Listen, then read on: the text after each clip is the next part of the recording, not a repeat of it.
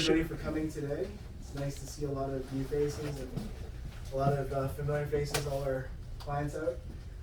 I'm Ming, in case you don't know, like the Dynasty.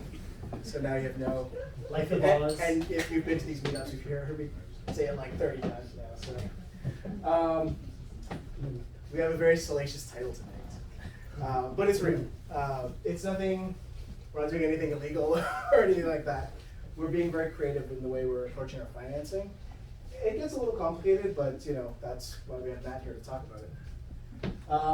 Couple things on our agenda. So I'm going to go through market stats. But before our meetup tonight, Matt had convinced me to explain the stats a little bit more. So I'm going to explain why we even care about looking at the statistics that we're looking at. Laba is going to be speaking about our Toronto vacant home tax, which is due tomorrow. Right? Good timing.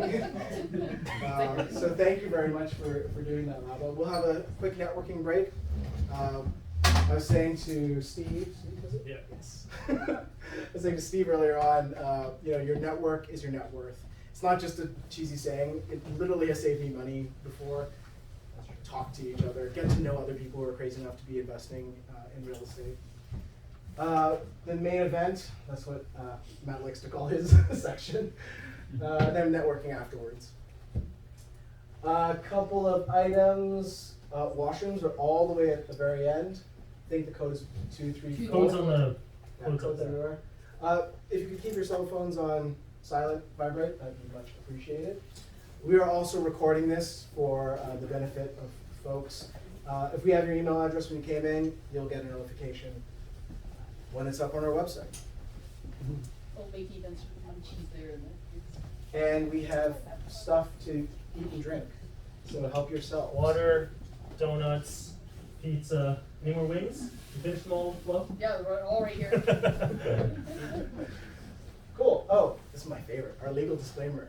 Basically, I mean, you can sit here and read this, but basically it says if you don't like what we're talking about, our exclusive remedy for dissatisfaction in the content of the presentation is to stop your participation. So that basically means to leave. Luckily, nobody's really been that dissatisfied. So, okay.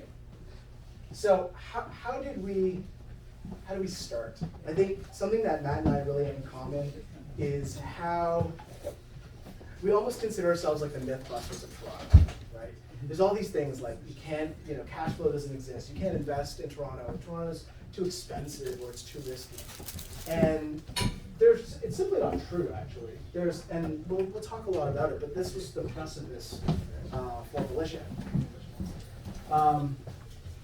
We've been around now for 6-7 years, and we've done pretty well. We're investor-focused realtors.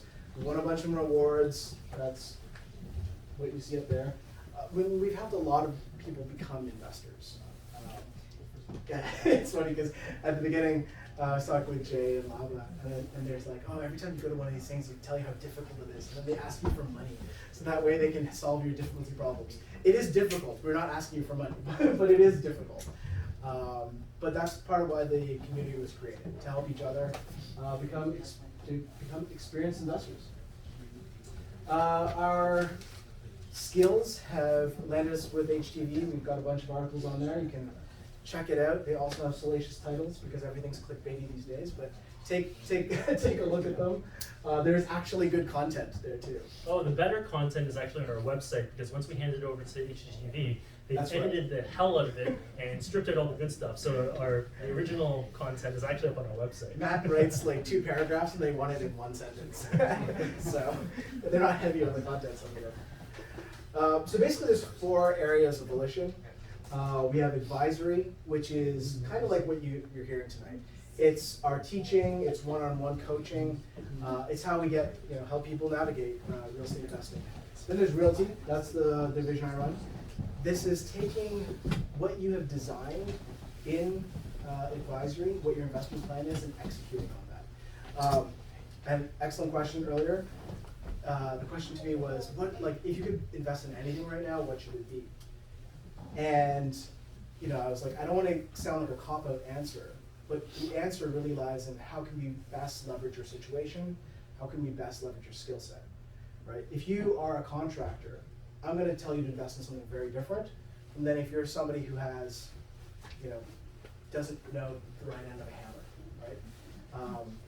So it's really about finding the right investment property for you, not the best investment property. There really is no such thing. Next, we have design and renovations. So if you are so inclined and need some help on creating your investment property, you can do that.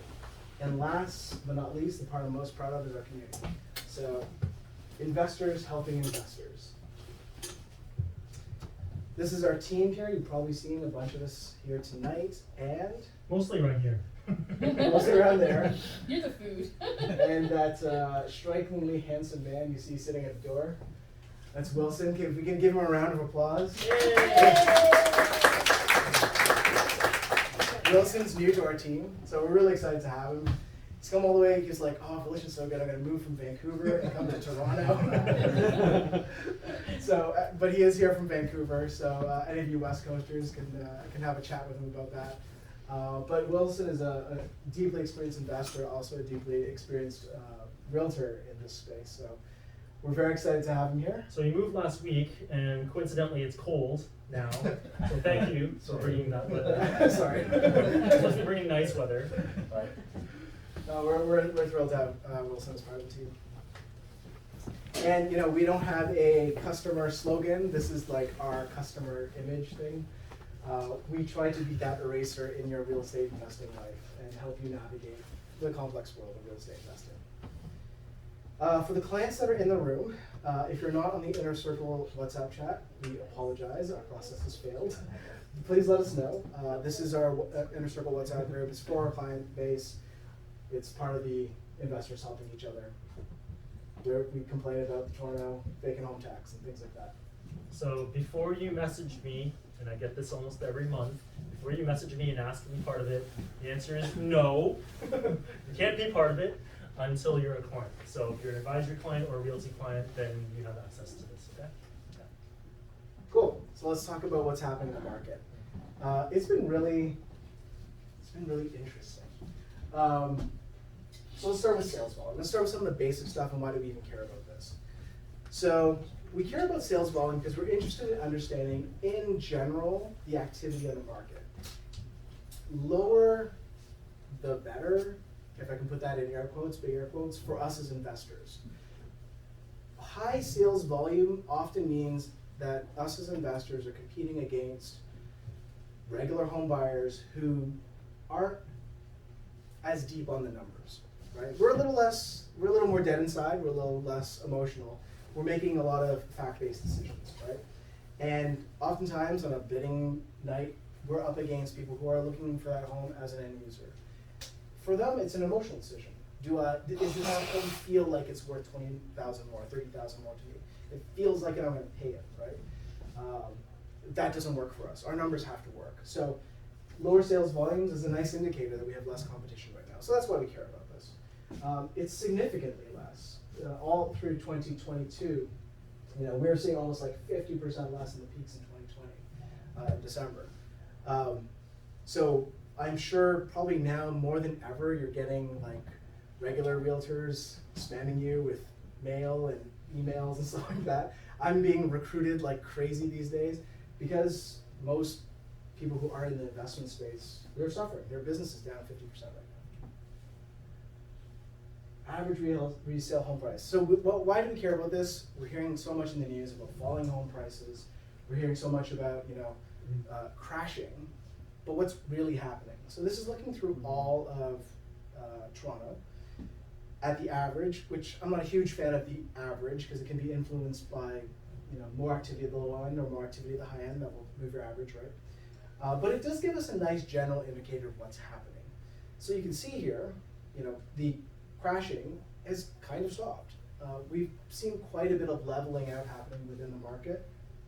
Kind of what, June, July, August. August, you're starting to see it level off there.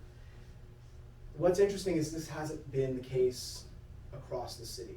You are still seeing, let's say, a reduction, and we'll get into more detailed data after. We're seeing a reduction in certain things like condos actually continuing a bit of a downward trend. It's also slowed down. Certain pockets of the city are continuing down. Some are starting to recover already. So this is a bit of blended data, but if you're talking like what's happening with the market in Toronto, it has pretty much leveled off. New listings. We care about this from an inventory perspective, right? For us as investors, the best case scenario is we have high inventory, low sales, and low to medium acceptance of the pricing, right? That's a great time for us. Unfortunately, we don't get all those boxes. Inventory is really low right now. And if you are looking around on MLS, you'll see it's just like nothing out there. It is just starting to improve. So probably in the last week or so, we're starting to see things pick up, last week or two. I don't have a crystal ball, but my crystal ball would tell me that the spring market does look like it's going to be a busy market. Okay, sales to no listings ratio. So this is the absorption, like an absorption rate. Basically, given the product that's being put on the market, how accepting are people of the product, right? That's usually a price-driven thing.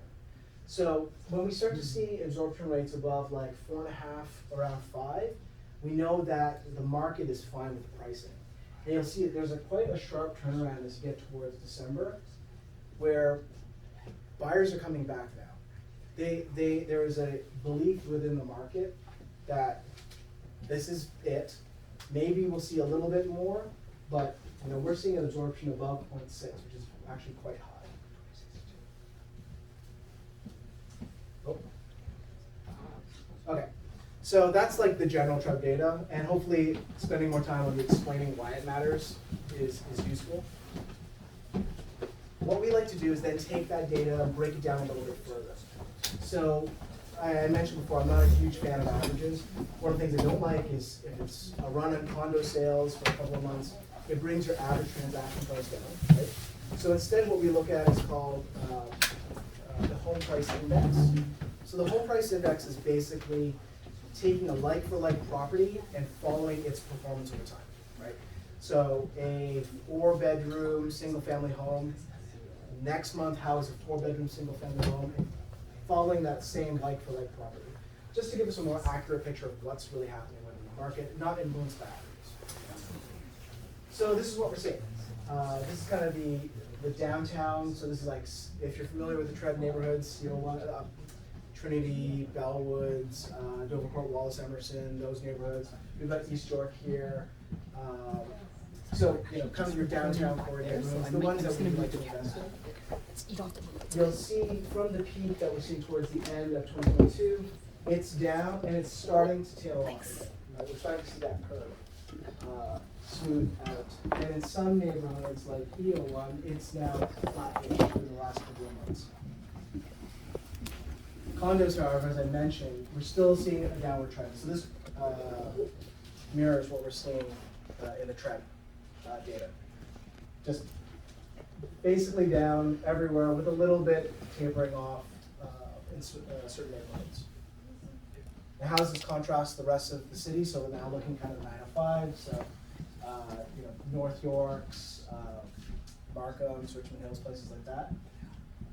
So this graph is a little deceiving because it's more compressed, but the delta is the same. We're still looking at about a $50,000 to $100,000 price change that happened from the peak.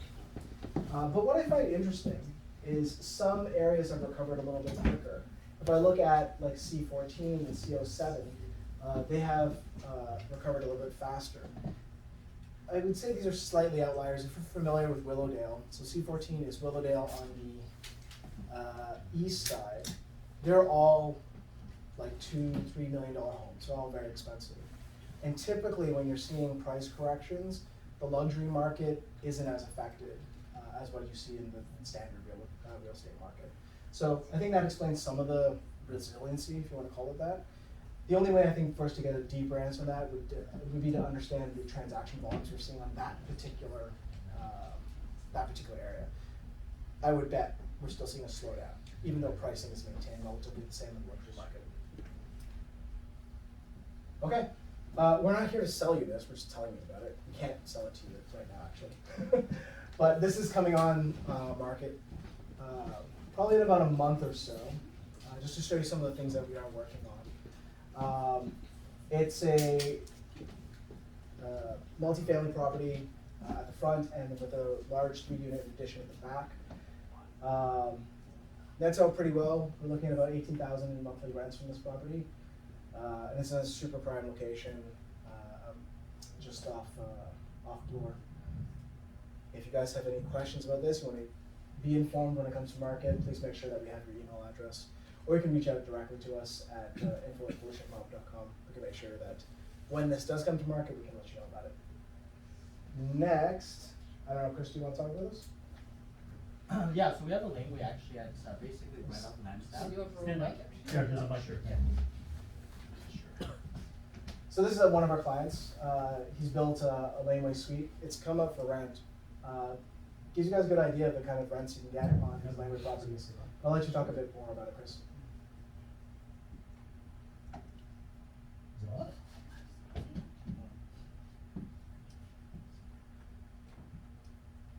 Should have been on. Hello? I don't know. Okay, go. Hello? That's okay. Hello? Okay, just speak. Okay, anyways, so we have a laneway house available for lease now. Actually, it's a 3-bed, 2.5 bath. It's actually almost 1,400 square feet. So, you know, like family house. So that's actually just right off Bloor and Lansdowne right now. So yeah, it's a beautiful house. As you can see, just a few pictures and Works. So yeah, it is available for lease. So if you're interested, just let us know, and we can definitely fill you in on some of the details. If you've been to some of our other meetups, we talk about laneway suites as good investment opportunities. If you may have even seen some laneway suites with us. This gives you an idea. You're looking at what, about $500,000 to $700,000 in construction costs? Sure. Sure. It's I'm looking not at that I'm looking at our head of half construction. And it's not 7, how's that? It's not 7, okay. But at a $4,500 a month lease rate, you can't buy a condo. That's $500,000 or $600,000. That's going to lease out for $4,500 a month. Right? You're looking at $1 million plus condo, easy to get this kind of rent rates. Okay, we're gonna have a break later, so. Yeah, we're gonna have a break in a bit. Yeah. I think one thing to mention too is there's so many informally leased places out there. So like, you know, renting to your sibling or renting your property to one of your friends. You might not have a formal lease set up. The city of Toronto won't care. You need to have something formally set up if you get audited. So, and they're expecting that to be retroactive, right? So, something to keep in mind. Yeah. Shoot.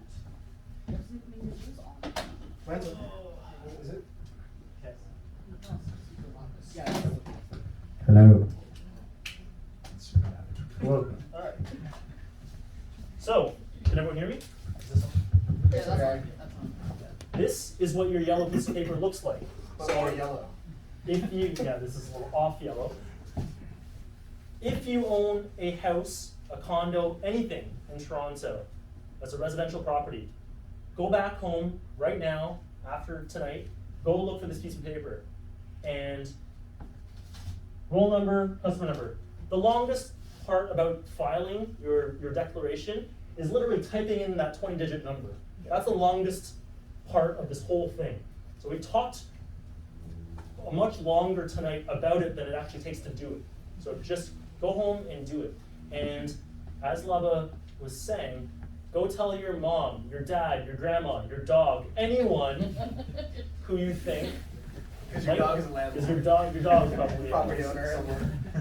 Right? Go file this, because you're going to be subject to $1 million property. What is it, 1% right now? That's 10 grand. You're going to pay 10 grand if you don't file tomorrow, by tomorrow. Okay? Every property, rental property, primary residence, doesn't matter. Go back and do it tonight. You would have had a little more time had we held this meetup last week, But snow. but you don't. So go home tonight and go do this tonight. And if this is not applicable to you, you surely know someone who this is going to be applicable to. That probably just, if there's anything like me, they receive a whole bunch of mail, and I throw it into this, into my garbage. I throw it into my into some bin and I basically go through my mail once every 6 months, right? Those type of people, like me, you're gonna miss this. Those people are gonna miss this. So go help them out, go do them a solid, tell them about it, all right? So thank you. No, we're not gonna do that. No, We're going to defer it until we're gonna defer it, because First little bit went a lot faster. We'll still take a break, guys. we'll still take a break. Yeah. I was just too damn anxious to be up here and share my knowledge and experience. So my name's Matt. So while Ming is head of advisory, Ming's head of realty, I'm head of advisory. So I've been with Volition. You started Volition. I started Volition, so I've been with Volition for a while. The more beer he has, Yeah, I was the more gonna say. It gets better and Pen in his hand right now. What I want to talk about tonight is we hear a lot of complaining out there. We read newspaper headlines about how it's so damn unaffordable, no millennial is ever gonna have a damn chance in hell of ever being able to buy a place in Toronto, buy a house in Toronto. Condo owners are like, how the heck am I ever going to upgrade to a house in Toronto? So what do? They move out to Hamilton, they move out to Windsor, they move out to Sudbury, they move out to Timbuktu, right? This is what we keep on hearing. We want to show you a different way. We want to show you, and at least open your eyes up to possibilities. You may not do anything about it. That's on you. But there are better solutions out there than having to move to, Steel Town or whatever. Okay? It's part of your aspiration to do that, go ahead. But if you want to stay in Toronto, there might be a way for you to do that. And so that's what we want to talk about here tonight. Okay? So we entitled this, as Ming alluded to, this very clickbaity type of headline. Wow, live and own a house in Toronto for the same amount of money and monthly carry costs as a condo? Really?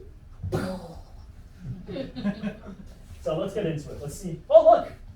And in doing so, Volition solved Toronto's housing crisis. How awesome is that? Too bad only 40 of you are going to know about it. Okay, let's get into this. So, the first thing we want to start off with is we want to see how smart this whole ChatGPT thing is, right? So, we asked ChatGPT, what is the best way to invest in real estate in Toronto? And then, there are several ways to invest in real estate in Toronto, blah, blah, blah, blah, blah, blah, blah, blah, blah, blah. And then number 1, blah, blah, blah, blah, 2, blah, blah, blah, blah, 3, blah, blah, blah, 4, 5. Okay, so where it gets interesting is at the very end, though. Let's focus on that. So what ChatGPT said was ultimately the best thing is to reach out to Matthew Lee at Volition Properties. So they are real estate investment experts in Toronto, and they can teach, mentor, coach, and advise you on a personalized strategy that is optimal for you. This feels doctored. Is that the best thing I can do? Okay, so, and then I tried ChatGPT again, and I wanted to find out if they had an answer to the question they were posing tonight, which was, how do I live and own a house in Toronto for the same down payment and monthly carry costs as a condo? Living in a house in Toronto for the same down payment and monthly carry costs as a condo can be challenging, because houses have higher prices and blah, blah, blah, blah, blah. Number 1, 2, 3, 4, 5, 6. It's all very boilerplate, right? So it gave me some reassurance that I was not going to be out of a job too soon, because this is essentially very boilerplate stuff, right? Better than Google, but still not as good as maybe an advisory session. So what do they say at the end? Okay, well, that said, your next step is to book a complimentary 30-minute advisory session with Volition Properties. My data is only limited to 2021, so I don't fully understand the current landscape of the real estate market in Toronto, nor am I able to suggest any advanced strategies to help you achieve your goal of owning a house for the same price as a condo. So unfortunately, ChatGPT couldn't solve the problem, but they were smart enough to at least direct you to us. All right. Good to know. All right. I didn't get to audit the slides before they were presented to month. So I think Flo said this is my dad humor. I think Dad jokes. Dad jokes. Yeah. Can't afford it in the GTA? You're not alone. So who is this for? Who is this presentation for? So let's take a look. Maybe this is you. Good job, good salary. So I have a good job, a good salary. I still can't buy in Toronto. Maybe I don't have enough savings, like this guy. Maybe I have a good job, and I haven't been able to come up with enough money because it's so damn expensive, right? And what do? Maybe you just bury your head under your books or your laptop and just give up. Or we can dive deeper, and we can synthesize our research and our analysis into solutions. So let me go over that again. What everyone else does, they do research, they do analysis. That's when you read those headlines, right? The Maclean's articles and the Blog TO and Toronto Life or whatever. All those headlines do research and analysis. We don't stop there. That's what everyone else does. We want to synthesize that into a solution. So in doing so, what we want to do is define the problem of this whole affordability issue, right? So what did Einstein say? I'm going to butcher this saying, but he basically said, if I had 100 minutes to solve a problem, I would spend 95 of those minutes defining the problem and 5 minutes coming up with a solution. We're not going to spend 95 minutes on defining the problem, but I do want to be very specific on what the problem is. Number 1, down payment. I don't have enough money. I can't come up with a down payment closing costs for a property in Toronto. Right? Pretty common? Next problem, mortgage qualification. I can't qualify for a big enough mortgage, even if I have enough for a down payment. I can't qualify for enough of a mortgage. So what do? Number 3, even if I have down payment and mortgage qualification, I might not be able to afford the monthly carry costs because it's so damn expensive, right? That could be problem number 3. That's what affordability really breaks down to, these 3 things, okay? So what you need to do for yourself is do a self-assessment about where it breaks down for you. Is it down payment? Is it mortgage qualification? And is it carry costs? And then what do solutions entail? What it says here is if you don't sacrifice for what you want becomes the sacrifice. There's no free lunch. You're not going to get something for nothing. You never get something for nothing. There's going to be sacrifice involved. We can talk about what those things might be. You might like it, you might not. There are solutions out there. You just need to be willing to do what it takes in order to make that happen. Okay? Okay, yes. I'll just interrupt quickly and say thanks to your presentation on the vacant home tax. I've saved my best friend 15 grand because he I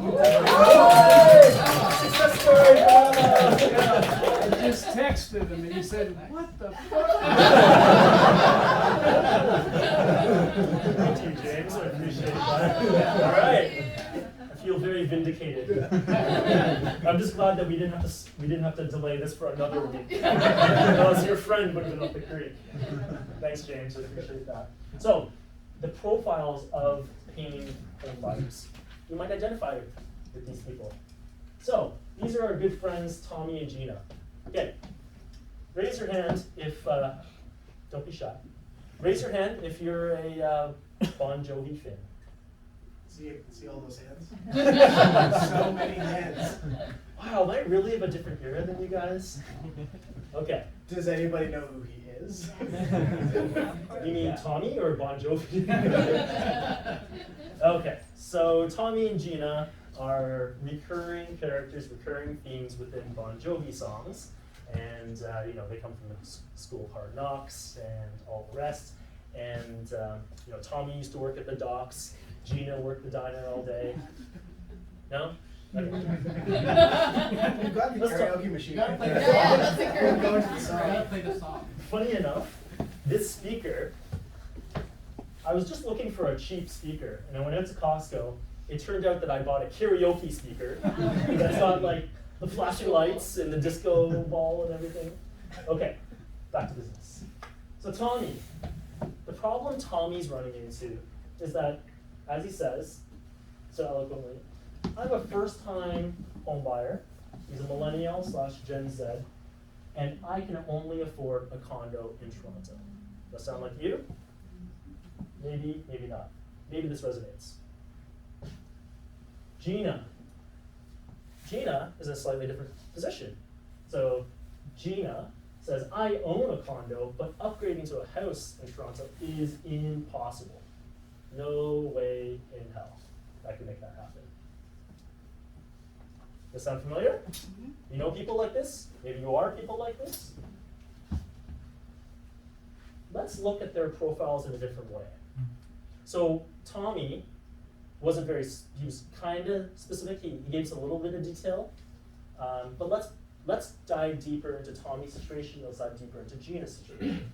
Okay, for Tommy, more specifically, as he mentioned, he's got a lower down payment, but he has higher mortgage qualification. So let's go back to what he said. I can only afford a condo in Toronto.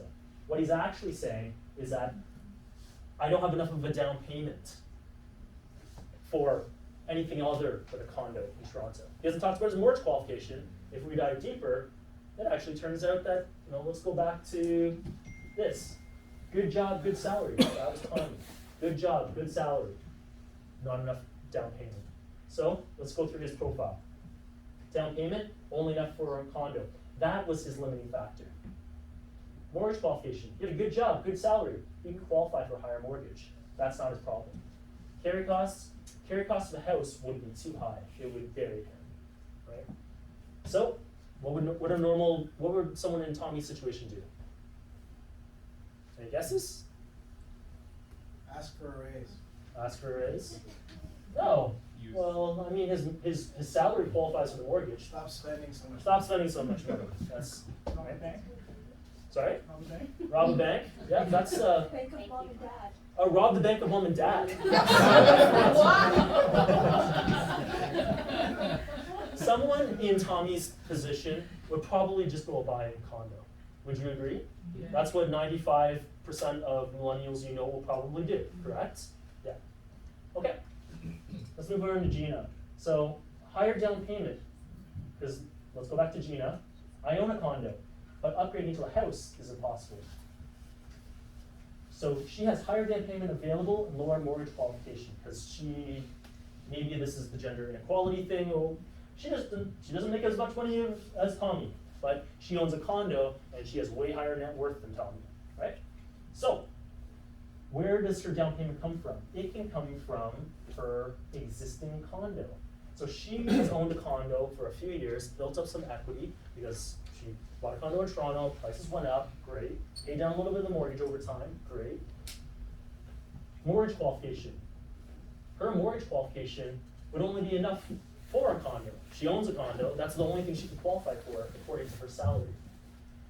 And similarly, the carry costs of a house would vary her as well, right? So what would Gina, someone that like Gina, what would they probably do? They live in a condo. Move to a smaller city. Move to a smaller city? Yeah. Yeah. Yeah. Stay in her condo. That's probably what most would do, right? Let's see what else we can do. Own a house in Toronto?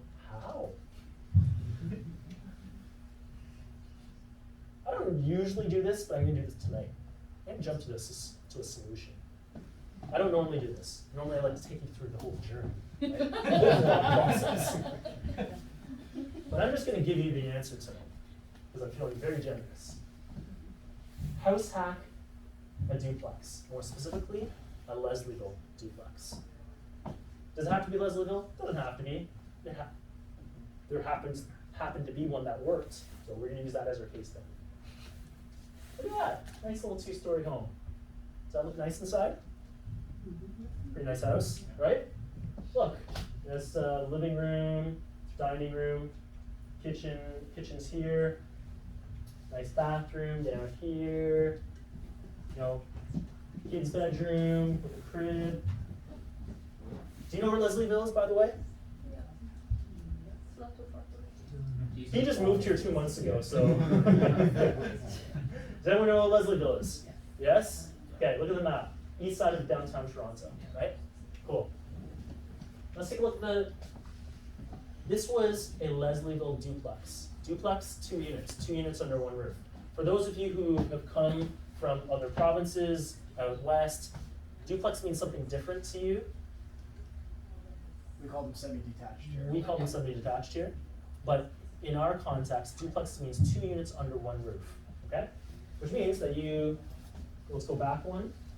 1 unit was main floor and second floor, and that's what this was. So typically, this would be a 3-bedroom, second floor, and a full bath on the second floor, and it would probably be a living room, dining room, kitchen, and powder on the main. Sound about right? Nice normal home.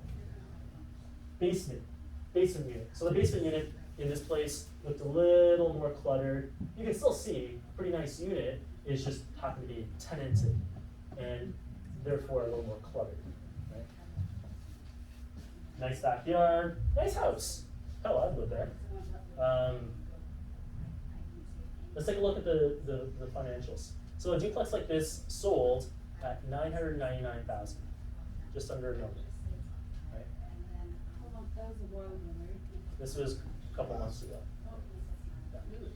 So maybe I'm getting ahead of myself, and maybe I haven't even got a chance to. Oh no, I have this in future slides, but I'll address this now. Only recently, over the past couple of months, I think I might have been Italian in a previous life because I like to talk with my hands. So, what happened over the course of 2022? Late 2021 into 2022, prices were going up, right? Let's do this together. Prices going up, right? So, end of 2021, beginning of 2022, prices were going up. That's when Bank of Canada started raising interest rates. In the beginning, a little bit of an interest rate hike. And then people were like, whoa, right? So we weren't expecting that. So they took a bit of a pause, a little bit of breather, and the market slowed a little bit. And then we had bigger hikes, and that's when things slowed a bit more. And then we had the supersized hikes, and then things started cresting and then started on their downward trajectory, right? And then, 8 hikes later, we are where we are now. But what actually happened? Interest rate hike, prices came down. Interest rate hike, prices came down. Interest rate hike, prices came down. We all know this. We've probably read this in the newspapers. Right? What you probably did not read in the newspapers is what else was happening though. Interest rate hike, prices coming down. At the same time, rents were on the rise. Rents were unaffected by this. Rents were unaffected by this. Rents actually continued on their upward trajectory, right? So the combination of all these things, so prices coming down, so everyone's like, oh my God, interest rates, oh my God, interest rates, oh my God, interest rates. Yes, but interest rates don't happen in a silo, in isolation. It happens in the broader context of a lot of other things that are happening. So what was happening? Prices were coming down and rents were going up. Only around, I'm gonna say, keep me honest, September, October last year, maybe November. September. Around September last year, we reached a point at which for Volition, and if you come to our meetups before, you've heard us talk about triplexes before. This isn't what we're talking about here, we're talking about duplexes. But for triplexes, we reached a magical point. We reached cash flow neutral again. Prices coming down, meaning that your monthly mortgage was being minimized, was being reduced. Higher interest rates, but the increase in rents plus the decrease in housing prices got us back to neutral cash flow. We hadn't seen neutral cash flow in like 12 months. Must have been the end of 2021 from the last time we saw neutral cash flow, right? So now when we're talking about your question, when did this happen? I think this sold in like November, I want to say, right? Similarly, duplexes that were normally, so triplexes were like 1.5, came down, no, 1.5, 1.55, came down to about 1.35. Duplexes went down from about 1.2 to about 1, right? 1.15, this came down to about 1. It sold at $9.99. I'm not surprised that it sold $9.99. I'll show you why. But before I show you why, let me get to the rest of this. You want to say something? Sure. All right. Rents. So if I were to rent the whole thing out, upper and main. So again, 2-story home, upper and main's 1 unit. You can rent that for $3,500. Lower is another unit, and you can rent that for $1,800. Expenses, nominal, about $1,100. That's usually about right. Mortgage payment, monthly costs. The monthly cost here makes an assumption. That assumption is that you're willing, again, you don't get something for nothing. It's a sacrifice, and if you're not willing to make that sacrifice, what you want becomes the sacrifice. This person who's willing to do this would be willing to live in the lower. If they lived in the lower, then their monthly cost would be $3,250. Right? Let's gauge that. Let's peg that against what it would cost if they just bought a condo. Actually, sorry, we're not there yet. Let's just go over this really quickly. House hack at a residential duplex. So price is $999. 2 units, as I mentioned. Carry costs similar to a 1-bedroom condo, but we'll get to the financials in a bit. Down payment. This is the key. This is the key here. The reason it's sold at $999 and why the buyer is only willing to go up to $999 is because of this. Let me ask you a question. Since I've been talking a lot, I want to hear from you guys. Oops. Show them the answers. No. What is a normal down payment? 20%. Yes? Is that what you raise your hand if you agree? Yep. Yeah? 20%? You're right. That's a normal down payment. Less than $1 million, though, owner occupied, CMHC insured, you're allowed to put as low as 10% down. Okay? $1 million and below. How much did it sell for? $999. Are you surprised now? I'm not surprised. This is exactly what I would have expected. Right? Sorry, you have a question? Sorry, maybe I missed it. Did you tell us how many bedrooms are? Yeah. Let's go back. I don't know. We did not tell you how many bedrooms. Did you guys see that? Yeah, you said that back. Do I not have it? Yeah, I think you said 3 and 2.5. Okay. So anyway, sorry. The answer is a normal house in Toronto, like this Leslieville one, would be main floor, would be, so if you walked into the front door, let's actually go back to a picture. Walk through the front door, you probably land right about here, right? So what do you have? Living room, dining room, kitchen, probably a powder room, right? And then upstairs, walk up the stairs, 3 bedrooms, 1 bath, right? So that's a very typical downtown home. Sound about right? Lower, 1 bedroom, 1 bath. Does that answer your question? Question, please. Are utilities included in the rent? Are utilities included in the rent?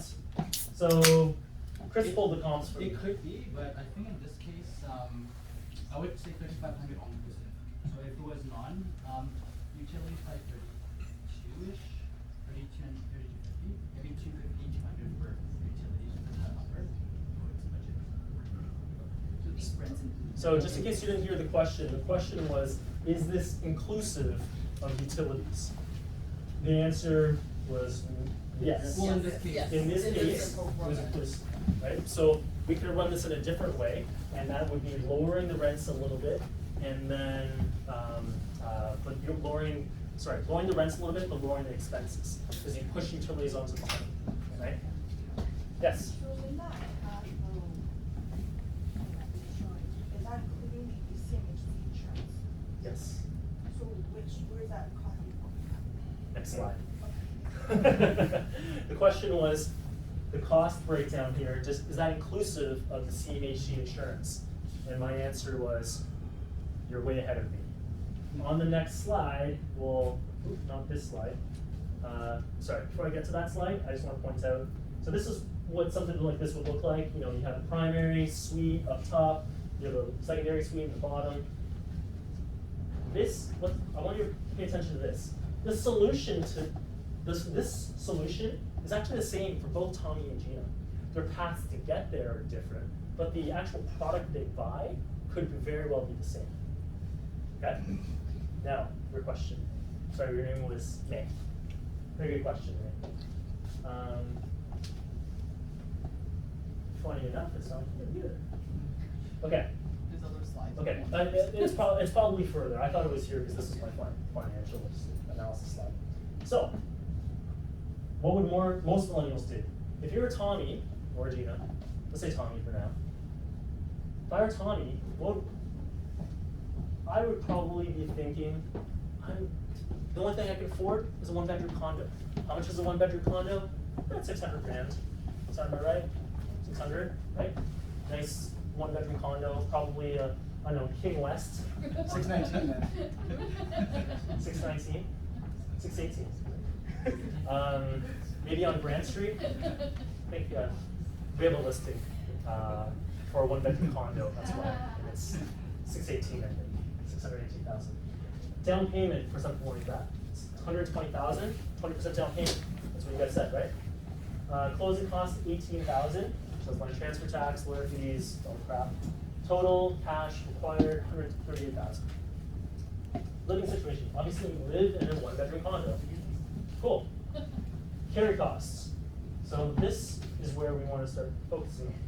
Carry costs. A mortgage for something like that at your nominal today's interest rate of around 6%. Mortgage would be $2,900. I have more financial breakdown later. I'm going to give you a sneak preview. This mortgage is amortized only over 25 years. CMHC insurance means you can only amortize over 25 years. That is tough on your cash flow, tougher on your cash flow. Right? Oops, no, sorry. Wait a minute, sorry. This is a regular mortgage. My apologies. What I just told you is applicable to over here. So hold that thought. Okay? So this is a regular mortgage. And the total cost, that means that Tommy is going to be, out of his salary, his take home, he's paying $35.50 out of his pocket to live in a 1-bedroom condo in King West. Right? Now, what would a sophisticated Volition millennial do? Not your regular millennial, your sophisticated Volition millennial. What would they do? They would go buy a duplex, $999. Down payment. The down payment would be 10%, it's less than $1 million, $100,000 down payment, $35,000 in closing costs. So the closing costs is a little higher because the purchase price is higher, therefore the land transfer tax is higher. Okay? So total cash required, same as the condo. Living situation. You could rent out the upper, main and upper, 3-bedroom, 1.5 bath. Okay, so this is the question. This is my answer here. 3-bedroom, 1.5 bath. Live in the lower. Okay? If they were to do that, their mortgage is higher. Yes, the mortgage is higher. And like I said, this mortgage is actually amortized over 25 years. That's why that mortgage payment is higher. Of course, the mortgage balance is higher too. It seems like a really high amount. It's literally $2,000 more than if I just bought that condo, if Tommy just bought that condo. But one question, so the 10% down, it depends on the lender giving you the amount of money that will give you 10% of down payment, right? So if I don't qualify, if my salary is not enough to pay $999,000, then I cannot give 10%, right? It's a very good question. I'll talk about that in a second. Very good question. Do you mind holding that for a minute while I get to the other slides? Okay.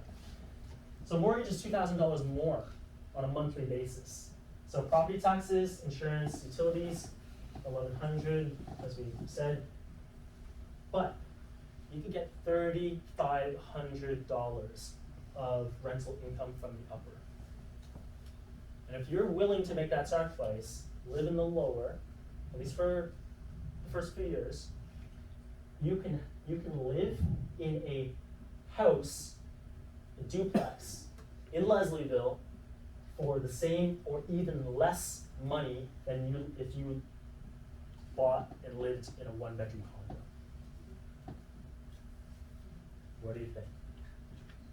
Yes. Yeah, that's awesome, and that's because the condo owner has equity, who has equity in their condo, can leverage that, take that equity out, and consider buying a duplex where there's a tenant to do that and where they live in the basement, because of the equity that they have. So is that what you're trying to show here? Or The solution, the actual product that Tommy or Gina would be buying is the same product. I'm showing Tommy's scenario I get it, 'cause where he's got the cash. he's got cash, Yeah, and she's he's got enough cash to buy a condo. Yeah. Now he has a decision to make. Do I buy this condo Right. or do I buy something else? Right. So they're both Right. leveraging together, yeah. And I'm demonstrating that Tommy, his issue was down payment. He didn't have enough to buy a duplex at 20% down, Yes. right? So he's like, okay, if I can't buy a duplex 20% down, there's no duplex in my future. And Tommy is also complaining, I can't afford the monthly carry cost of a duplex. So Tommy's like, a duplex is not my future. I'm trying to expand mindsets of this room and of Tommy to demonstrate that there are solutions for him. So what should Tommy and Gina do? Do you wanna keep going? I have like 20 minutes. It's a question, so Break. to the crowd. Do you want to take this and then take a break? This is I don't know. well, the question to the crowd. You guys want to take your break at this juncture because Matt's about to say what they're gonna do. Maybe left hanging to next episode. Keep on going? Maybe it's a No, let's take a break. Yeah. Keep on going? Keep going. Yeah? Well, I don't care. Like. Let's answer the question. Go, and go. Answer the question? Or is this one of those to be continued type of situations? Tune in next week, same bat time, same bat channel. Yeah, same time, same place. Okay. Now let's get to it. Okay. What should Tommy do? So we've talked about Tommy already, right? So it's not too much different than what we already talked about. Tommy is a first-time home buyer, qualifies for a larger mortgage, but his limiting factor is his down payment. So this is Tommy here, pulling out his hair, but after he came to tonight's meetup, this is Tommy now. He's a happy dude, right? So his original plan before coming here tonight, buy a one-bedroom condo. We've already talked about a lot of this. He needs to qualify for a $480,000 mortgage, which is an 80% down payment for a condo. And we know his carry costs. So I'm sorry, what was your name? Veronica. Yeah. As Veronica very astutely pointed out, his mortgage is going to be higher for the duplex. Yes. So let's see what that looks like. His new Volition plan: buy a duplex for $999, same cash requirement as a condo, right? About $140,000. Cost breakdown: $100,000 down payment, 10%, plus $35,000 closing costs, same amount of capital required. Mortgage: he now needs to qualify though, not for a $480,000 mortgage, he has to qualify for a $900,000 mortgage, right? Not only $900,000 mortgage, he's got CMHC insurance on top of that, 3.1%. That CMHC insurance is insurance premium that gets added as a lump sum to your mortgage. When it gets amortized over all of your payments, it's like $25 a month or whatever it is. It's very, very low, right? Don't get freaked out by that. Average people will get freaked out by that. I don't want you guys to be freaked out by that because it's a small price to pay that opens the door wide open for other opportunities. And the average appreciation difference between, just simple appreciation between a condo and a single family home exceeds a 3% delta. So right away, just ownership of a single family home will wipe out that CMHC difference. Just to give you a sense to quantify what Ming is talking about, in Toronto, the long-term average compounded growth for freehold houses has been about 10% over the long term, if you analyze this over like 40 some odd years. Condos are about 7%, and the Canadian average is about 5.4%. Right? So that 3% differential will be is virtually nil. Right? Yes. Yeah. So I actually read about this in the US. You're able to cancel your FHA insurance once you've built up 20% equity. Is that doable in Canada as well? Yes. So we will talk about that a little bit. Okay. The question here was in the States, FHA. FHA. So the FHA insurance, which is analogous to our CMHC insurance here, basically he's saying that this insurance gets canceled once you built up enough equity. You can stop paying for it once You stop paying for it. That said, here it already is added to your mortgage balance. Just wanted to know. Yes, it's already added to your mortgage balance, so it's already increased your mortgage balance. So it's not like you're getting rid of it in that sense, right? But what it does do is it opens up other opportunities I'll talk about. So for example, if you caught what I said earlier, 25-year AM, you have, for this mortgage, this CMHC insured mortgage, it has to be 25 years. So actually you've jumped ahead, but I'll give you the answer.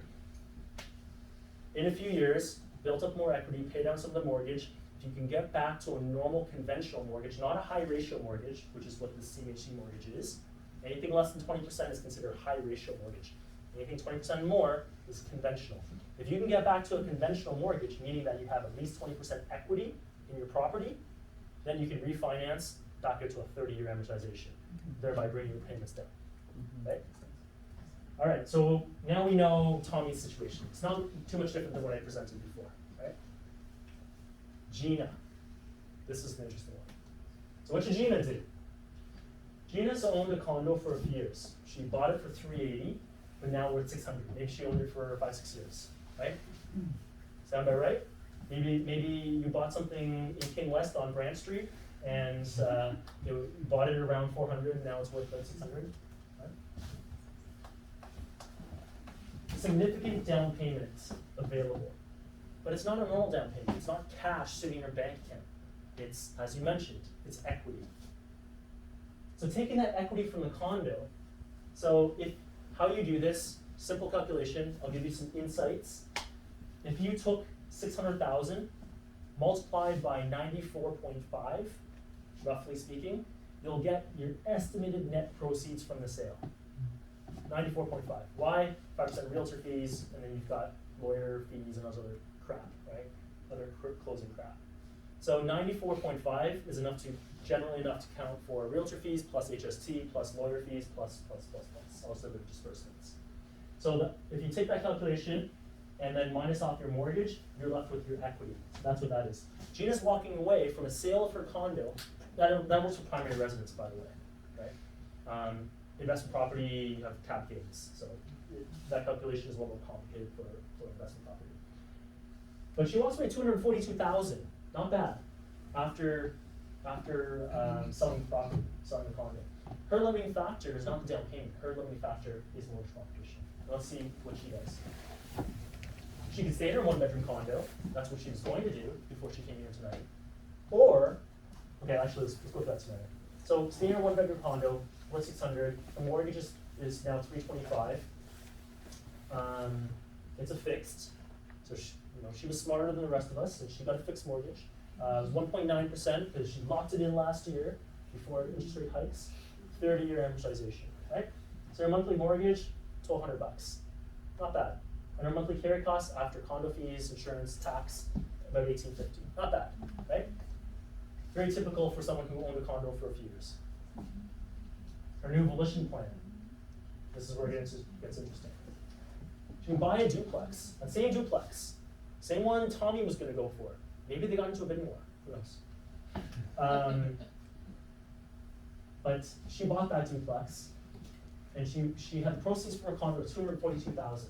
What does she do? She puts down 20% because she has it. She doesn't have to, but her problem is mortgage qualification, right? Two things happen when she puts 20% down. So 20% down means $200,000 down payment and $35,000 closing costs. So our proceeds from condo is enough without even having to come out of pocket, right? In order to upgrade to this duplex. Two things happen when she puts 20% down. Obviously, the mortgage balance goes from $900 down to $800. She also, so that's lower, which means her monthly mortgage payment's lower, but she also doesn't have to get CMHC insurance. And when she doesn't get CMHC insurance, she doesn't have to incur the 3.1%, right? Roughly 30 grand. And so that's number one. So her mortgage is not 930, it's 800. Tommy was 930, right? The other thing that happens is that she can go out to a 30-year amortization. She can go into a 30-year amortization, which reduces her monthly payments, thereby making her mortgage qualification even easier. Now, if you know how mortgage qualifications work, I'm not going to get into it right now, but it's essentially how much does the bank think you can debt service? How much does the bank think that you can afford a monthly payment, right? And if I bring down that monthly payment because I extend the amortization, I can qualify for more mortgage, even at a lower salary, right?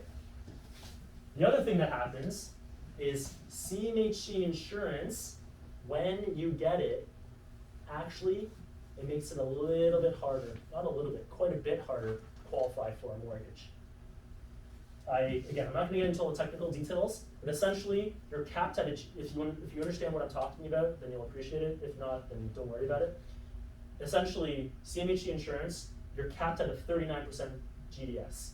Can't go any more than that. 39.1, no go. 39.00001, no go. 39%, no exceptions. When you don't have CMHC insurance, you can go up to 44%, 46%. You can even stretch it to 50% on exception. Don't need to know all the details. Essentially what it means is, like, I might not need a $180,000 salary, I might need a $120,000 salary or a $100,000 salary to qualify. The third thing, I've lost count, how many things is that? Anyway, let's just say that's the third thing. The third thing is that rental income helps boost your mortgage qualification. The rental income from the subject property that you're trying to qualify for, if you don't make enough in terms of your salary to qualify for that much of a mortgage, the rental income can help push you even higher and to reach that threshold, right? So there's multiple fronts on which it can help you qualify for a larger mortgage. Does that answer some of your questions? Yeah. It's not a slam dunk, right? It doesn't mean that it's definitely going to happen for you, but it does mean that there are possibilities to explore. So the rental unit should be already have a tenant once if I want to. Doesn't matter. It doesn't matter. Doesn't matter. It's calculated in market. So they'll do an appraisal. The bank, the lender will do an appraisal of the property, and they will appraise not only the market value of the property, but they'll do economic rents or appraised rents if the property is vacant. If someone's actually there, then they'll take those rents. They'll look at the leases. Okay. Yeah. The other caveat here is that, unfortunately, the lender will always assume that you live in the more expensive unit. So that sucks. There's no playing any games here. Going, oh, I'm going to live in the basement. I'm going to make that sacrifice. Bank doesn't care. Bank is going to assume you live in a more expensive unit and then assess the economic rents of the other unit. Yes.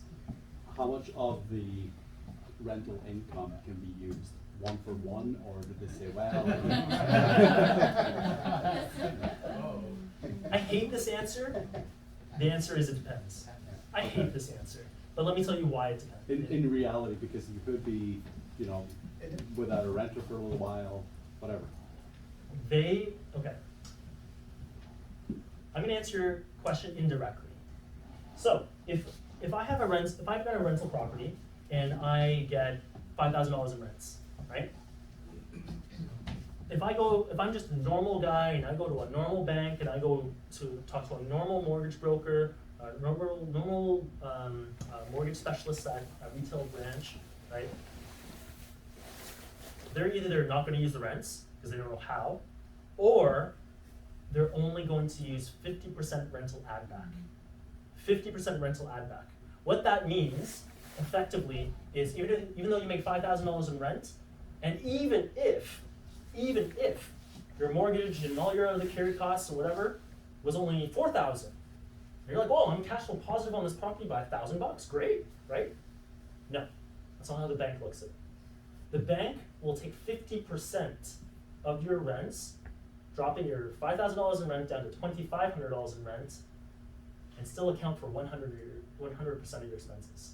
The bank will look at your cash flow positive property and consider it cash flow negative for the purposes of their underwriting. What it effectively means is every property you buy makes it harder to buy the next one, always. Which is why one of the things that we always tout is don't waste your mortgage qualification on smaller, crappier properties in smaller, crappier markets. Like, save up your mortgage qualification is very important, because you're not going to want to just keep on acquiring a bunch of smaller assets that is going to burn through all your mortgage qualification. Right? The second way that they can qualify you is called a rental offset.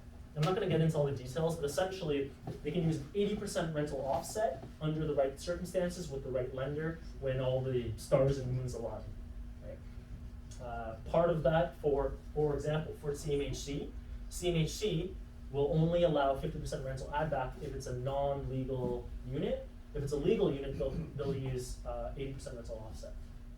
Right? So there's certain little minor caveats here. I'm not a mortgage broker. I understand this pretty well. It's better than most mortgage brokers probably, but I'm not a mortgage broker. If this is of interest to you and you want to assess that situation, contact us and we will give you a recommendation to one of the best investor-focused mortgage brokers in Canada. Right? And he'll be able to assess all this for you. Question. Yes? You mentioned that the bank will only take the lower rental unit because they assume you're living upper. Yeah. She's putting down 20%, so she doesn't have to tell them if she's living there or not. They don't care. Right? Because it's not the purpose of CMHC. She's just buying the house. It might be advantageous to take all of the rents and 50% or whatever of all the rents, right? Lenders always assume you live somewhere. Yeah. So if they don't live here, she's got to live somewhere else. Okay. So you're right. Maybe the rental she actually rents is only $2,000 or $2,200, $2,500. So it could work in your favor, or it may not, because it's actually easier to qualify for a primary residence than an investment property. So it could, even though there is an argument to be made, what you're saying is true, it could still work against her. So for example, one of the exceptions, like lots of stuff happens on exception, right? So they have guidelines like GDS can't exceed X, but they're like, oh, okay, well based on XYZ factors, we can push that to 44%, 46%, 47%. Those exceptions happen more on primary residence than on investment properties, generally speaking. Right? Matt, the other thing is the rates are a little higher too. Yes, yes, the rates are a bit higher for investment properties. That's part of the reason that it's a little bit easier to qualify as a primary residence. So lower rates means lower debt service, which means higher mortgage qualification. What part of your interest is tax deductible? That's why they end up charging you the higher interest rate.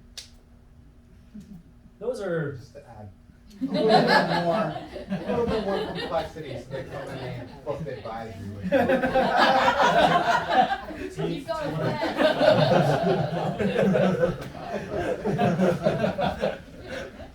Justin's been around for a long time. So, yes. At the same time, deductibility is a completely separate, separate thing altogether. It's more around risk, actually. Yeah. It's around risk and risk appetite. I'm not going to get into all those details, but essentially, lenders see investment properties as higher risk. Then, if you're going to default on something, they think you're going to default on your investment property, not your primary residence. It's kind of bullshit, because like if I've got rental income, chances are I'm going to be okay, right? If I'm cash flow neutral. Anyway, that's up for debate, but it's literally not going to change. What you think isn't going to change the landscape. So it just is what it is. So before we take a break, oh, this is I'll leave with one thought. This must be easy to do then. There must be tons of these properties. Yeah. For the last 10 years, you can just do this. Sure, why not? So I won't spoil it by giving my own answer. But there's a slide though. We'll get to it after. Like we have there's a window of opportunity for us, and for this to actually work. And we'll get into it after the break. Dun, dun, dun, dun, dun. Help me understand. I guess I was always of the mindset that when you're going for multiple properties, you can't do the CMHE. You seem like the 10% down or lower. Okay. Like, what's the down? I guess what's the is it true downside? Is there any limitation on that, except for a higher payment? Okay, so the just so I understand, the question is, with multiple properties, CMHC. Right. Yeah. So does that mix? It does not mix. Okay. Good. Okay, Yeah. Anytime you're looking at an additional property, you're looking at 20% down. Got it. Right. Yeah. This only applies for primary residences. Oh, okay. You can use this. I guess you could use it more than. I think you can use it more than once. I've used it if more than you're- once. You can keep moving. I was gonna say you just have to keep moving. There you go. Oh, I see. But Okay. it would only Yeah, yeah, apply yeah. to one property at a time. Is that, And it So you has have to to. live there though. Sorry, Sorry. so you have to live there. It would be for a primary residence. Primary. You have Yes. to live there. Yeah, You have to After you live live there. Yes. okay, got it. So, the question about CMHC, let's just talk about CMHC really quickly. So for CMHC, it has to make sense. Your mortgage broker is gonna have to sell this to the lender. You're gonna have to sell it to the underwriter. If it doesn't make sense, if I have a $3 million primary and I'm like, oh, I'm gonna go live in this dinky little duplex or condo, no one's gonna bite. Right? No one's gonna take the bait. So it has to make sense. If I live in a condo and I'm upgrading to a 999 less than sub 1 million duplex, that does make sense, right? So no, you're not going to be able to like use it for investment properties, but yes, you can definitely use it more than once if it makes sense. Yes. So I have a question. Oh yeah, that was your question before the break. Yes. So, what if a unit doesn't have a physical demarcation when you buy it, and you're planning to divide it later on? Does that qualify? I mean, would they be able to take the rental revenues from that into they would? Okay. They're going to take the property as is, not as complete. What you're talking about is as built, as is, or as complete, which is a whole other program. There's a Home Purchase Plus. I know Flo's like. Make sure I understand the question correctly. Is it like a legal opinion, or are you asking about construction? Like so. The legality. A pre-built two-door unit versus a unit which has the scope to become a two-door unit, but as of right now, it's just a one-door unit. Oh, there'd be a single family. A single family, Yeah. which could be divided up into like. They won't lend on hypothetically. They would not, right? Yeah. All right. Unless you're into a very specific financial product, which is called a Home Purchase Plus, which is they'll lend to you on the acquisition. You have to show them your permits, your plans. You have to get it. You have to get an ARV or as complete appraisal done at the time of acquisition as well, right? So basically, you're like, okay, I'm going to go into this house. I'm going to buy it for $900,000. I'm going to do $200,000 of renos, and we think it's going to be worth 1.1 or 1.2 or 1.3 or whatever afterwards, right? So they'll lend to you, let's just say, 80% loan to value or whatever on the acquisition. Then they will help you refinance later at the higher amounts. So that's a whole program, a separate financial product altogether. And considerably more complicated. I don't think anyone we know did it. And the amount they lend you is not. It's not. It's not a Yes. lot. Every time Most we people- get to looking at doing this with clients, they never do it. Yeah. No, it doesn't. It's always there's always better For the ways most to part, you're just doing acquisition financing, doing the renovations, and then refinancing afterward. Yeah, for the most part. Keep on going. There was a question. See if you get into the HELOC portion. What? The 475. Oh, is there something? All right. Okay. Yes. Oh yeah, I forgot. There's some interesting things here. It's very complicated. Yeah, it's a little more complicated, but I want to demonstrate a few interesting concepts to you. Is this literally the number of people who came back? Jeez. I was a little more compelling than that. All right, let's talk about Gina buying this house. Where did we get? Down payment, $800,000 mortgage, right? Okay, $800,000 mortgage. That's what most people would do, right? Make sense? Let's see what else we could do instead. 80% financing, same amount, but not necessarily in the way that you think. She had over here, how much was this mortgage? 325. 325. And what's that word beside it? And what was the interest rate? 1.9. Yeah. So, pretty good interest rate in today's environment, right? Gina has the ability to port that mortgage over to her new property. She does not have to break it. Breaking it sucks on multiple fronts. Number one, you pay mortgage break fees. Number two, you're going to lose that low interest rate, right? It sucks for two reasons. Coming over here, she can port her mortgage. Porting your mortgage may not be what you think. You still need to qualify for that mortgage. You still need to qualify for that mortgage. In fact, because she is actually moving to a more expensive property and needs a bigger mortgage, they'll do what's called a top-up and blend. Right? So they'll port her mortgage over and then do a top-up and blend. So essentially, $800,000 in financing less $325 of her mortgage, her existing mortgage, leaves her how much left in financing that she needs to get. Good job, guys. Your grade 2 math teacher will be proud. Okay, 475. No penalties. Sorry, 475. Here's the interesting thing. You do not have to take this as a mortgage. Most people will, like, get why. It's usually because they're not very educated. A HELOC actually boosts cash flow. Let me take a beat here. Who knows what a HELOC is? I'm going to assume none of you know what HELOC, so I'm going to keep it the lowest common denominator. A HELOC is a home equity line of credit, okay? Which means it's a line of credit secured against your home, thereby giving a lower interest rate and all this other crap, right? HELOCs generally can't exceed 65% LTV. One sophisticated technique that a lot of our sophisticated Volition investors are using these days is on acquisition. Most people know HELOCs as, I'm going to get a mortgage, call it 80% loan to value mortgage. I'm going to get a readvanceable line of credit, right? Which means $800,000 mortgage, $0. It's going to open up a HELOC account, $0 in a HELOC account, or $1. Sometimes they make it $1. And every time I make a mortgage payment, call your mortgage payment $4,000. Call it $1,000 of principal. Every time $1,000 of principal gets paid down on the mortgage side, it frees it up on the HELOC side. Paid in another $1,000, frees up another $1,000, so on and so forth. Right?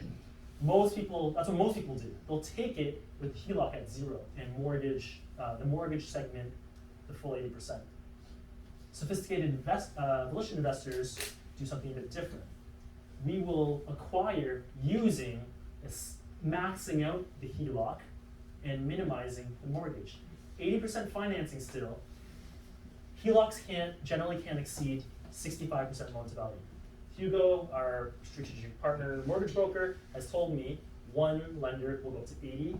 I've never seen it, so I don't believe it. But he said one, so let's just say 65% for now. Since it's 65%, I need the differential. The differential comes in the form of a mortgage, 15% loan to value. Why do I do this? Any questions? Any ideas? Your rate on the first mortgage is 1.9%, and the current market rate's much higher. So you want to keep your current mortgage as much as possible, and then put everything else on the crappy higher interest rate mortgage. Well, sorry, your HELOC is lower interest rate than your current mortgage amount. Almost. We're on the right track. Interest rate on the HELOC is calculated differently than the mortgage. How so? HELOCs are, the it depends on the balance, right, every day, or whatever, I don't know what the term is, right? As opposed to the mortgage, that mortgage payment, majority of it is interest. Interesting, but no. Okay,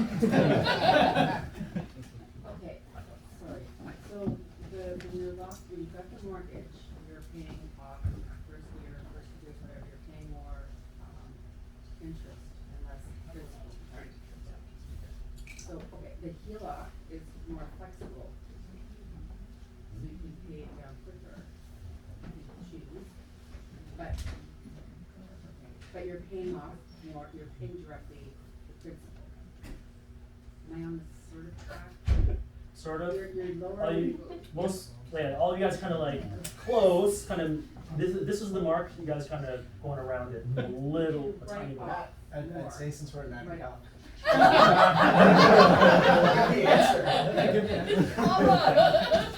I was trying to use so my wife has told me I'm a very boring presenter because she's like, you talk at people, you don't, there's no engagement. So I've been trying to engage the audience more. Good job. Good job. But what it's led to is, okay, let me give you the answer. So the reason we do that is because we want to boost cash flow.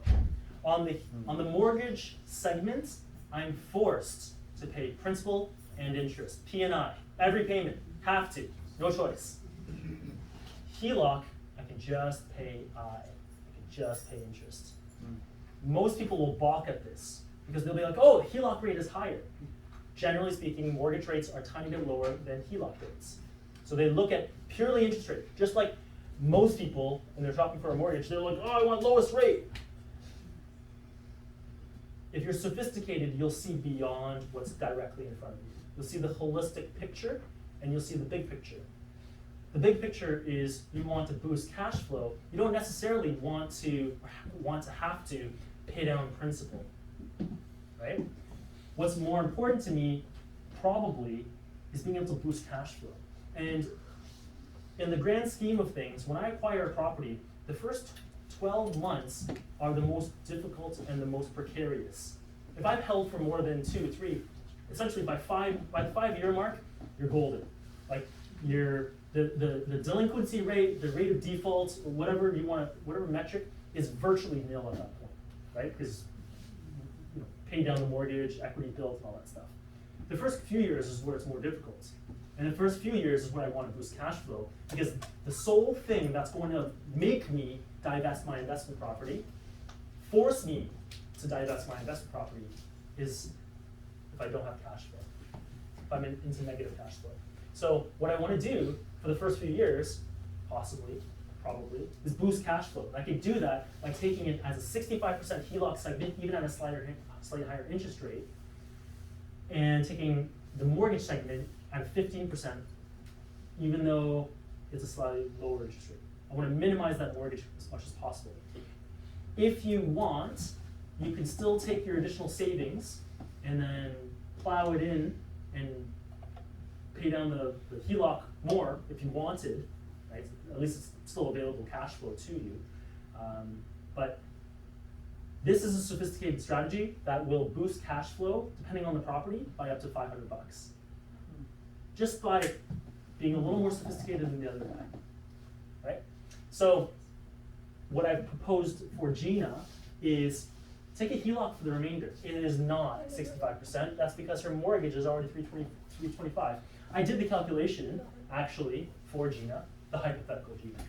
And I wanted to see whether it would substantially change if I moved it all over to a HELOC and minimized the mortgage, hypothetically speaking. And the answer for Gina was it didn't make sense. Keep the mortgage. So that's why in the proposal, port the mortgage over, keep the mortgage, take the rest as a HELOC. Okay? Does that sufficiently, yes? Okay, can you just expound just slightly on why how by getting a HELOC is going to be impacting the cash flow? So if I have a mortgage, 80% loan to value mortgage, right? Let's just say that I pay $4,000 a month on my mortgage. About $1,000 of that, let's say, Yeah, about $1,000 of it is principal, and about 3,000 is interest. Right? I'm forced to pay P&I. Now, if I were to do that blend, whatever ends up being, call it, I can't do the math in my head, but call it $3,000. Let's say that the 65% HELOC and 15% mortgage. Whatever blend of those payments come in at, on HELOC, it's only interest. On the, so no principal. But I mean, what are you doing differently with that interest-only HELOC now? Not doing anything What differently. What are you using it, how are you making it more cash flow? Like, I'm just trying to get my head. So HELOC, the HELOC is like a mortgage. It is something you have to debt service every month. So the interest, if I'm minimizing my debt servicing payments, it thereby boosts cash flow to the tune of $500. In this case, it might be around 400. Just because you're diverting it from having to lock it in, to paying. You're basically You're taking taking it directly to the. What I'm principal. actually doing is I'm taking money in this pocket that's inaccessible, equity, and I'm putting it into this pocket that is accessible. So as a mortgage, if I'm paying down the mortgage, yes, I'm building equity, great, but I can't access it. On the HELOC, I'm not forced, I'm putting it into this pocket rather than this pocket. This pocket I can consider cash flow. I'm not really boosting cash flow in the same way that if I raise rents by $500, boost cash flow, but it is boosting cash flow insofar as helping me hold the property over the long term. Freeing up cash, freeing up money. Yes. You know, the suggestion is not to do this for 20 years and never pay down your principal. Right, that's what I'm trying to get at. The suggestion is to do it in what's called the stabilization period of a property, right? If you're into commercial real estate, you'll often hear the term stabilization. Basically, that means in the first year or two, you're fixing all the broken stuff, right? Because there's always some level of deferred maintenance in any property that you're buying. That's what's going to be toughest. You're taking the money out, instead of paying down your principal that would be going to the bank, you're keeping it in your wallet, so that way you can take care of stabilization. As much as that's true, and you know, you might not want to do that forever. You might want to do it forever. You could. And the reason is, and again, you might not have seen my other presentations. The other presentations I talk about the Volition multiplier effect, and lots of other clients who are here have seen me present that. And basically, it's grow your portfolio for a number of years, hold it, and then start divesting, right? And then once you, but the key for that to happen is hold over the long term, build equity, and then cash flow comes later, right? I can pay off, what I can do at that point is sell off half my properties, pay off the mortgages the other half. So I might actually just keep it until I am completely mortgage free. I go from like massive mortgages to down to no mortgages, instead of just paying it down little by little by little over the course of 30 years, which is what most people do. But I'm not interested in doing what most people do. I want to do it better. And this is what we mean by like, it is an individual investment, because wrapped up in what Matt's saying is also risk tolerance, right? And your ability to hold, you know, you might be improving your ability to hold with better cash flow, but you're building less equity. You're building less equity. Maybe your sleep at night factor isn't as good. So it might not apply in your particular situation. That's why advisory is great. That's why advisory is great. Okay, so let's take a look at this. Same mortgage payment, $1,200, plus the $2,550 for the HELOC, interest only. This number, if I had taken this whole thing as a mortgage, this number would probably be $4,100. I want to say something like that. Okay. Okay, so we know $1,100 for expenses, rent for the uppers $3,500, carry costs $1,350. Why does this become an option? This HELOC become an option for Gina, but not Tommy? Sorry. Oh, because he has mortgage, he doesn't have equity. Oh, it's a mortgage and the equity. Because he has the CMHC insurance. CMHC. With CMHC, you can't do this. High ratio, can't get a HELOC. Right? This is, so a combination of all these things, right? All these things. Does this HELOC as a special name? Like in the when you go and you ask for this special HELOC? If you say HELOC is the general term. No, I Every- know, but ev- like this every seems bank. like quite specific in general, no? Or like, This is the same as every other HELOC out there. It's just used in a slightly different way. So if you go to Okay. Scotia, there's STEP. If you Yeah. go to Manulife, it's called okay, so Manulife you're, One. okay. But they What I won't was set it up trying for to you like this. understand if Yeah, it was yeah, like, yeah. what I was trying to understand it was like, are you guys talking about like general ELOC, which I know, but like, or like, oh, it's this like a specific It's one? a It's a general HELOC. Regular HELOC. Like, so Scotia Brands, there's a STEP, for example. Yeah. It's just a HELOC. Okay, perfect. But if they won't set it up for you like this, Mhm. this is something we've come up with. Okay. What they'll normally do is do what I said before. $800,000 mortgage, $0 or $1 HELOC, which Yeah, they yeah. expect it to grow over time.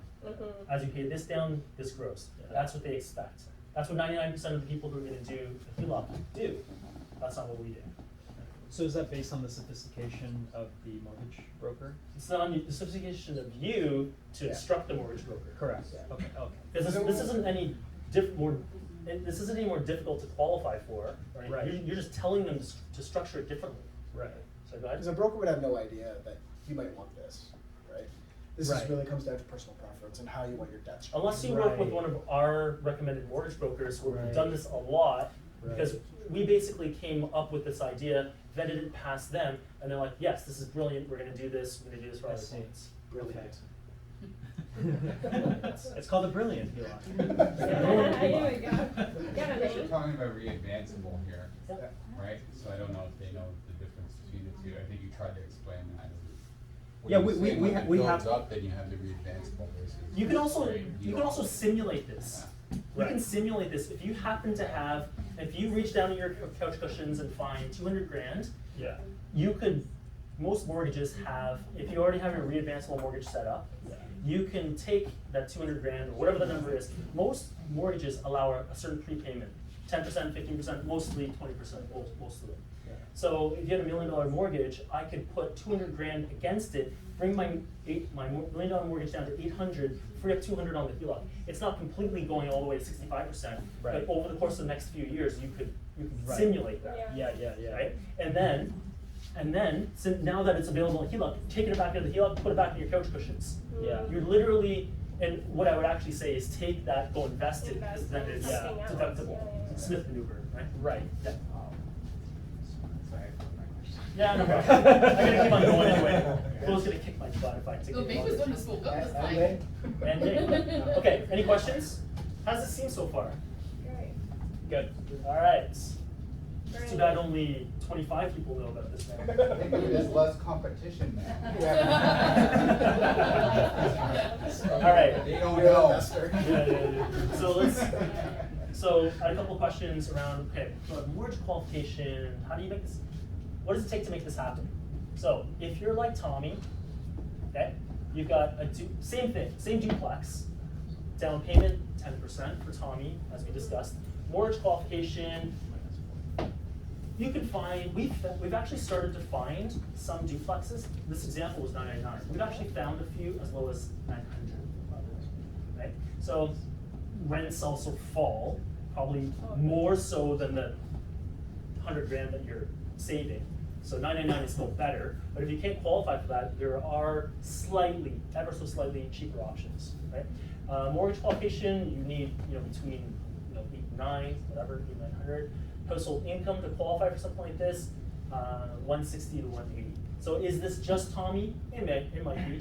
It might be Tommy plus Tommy and, I was gonna say Tommy and Gina, but that's just, anyway, Tommy plus girlfriend, maybe, or something like that, right? So 160 household income, if it's just Tommy, maybe a bit tougher, but 2 people, could hit that mark. Capital, we already talked about that. That's a slimming factor.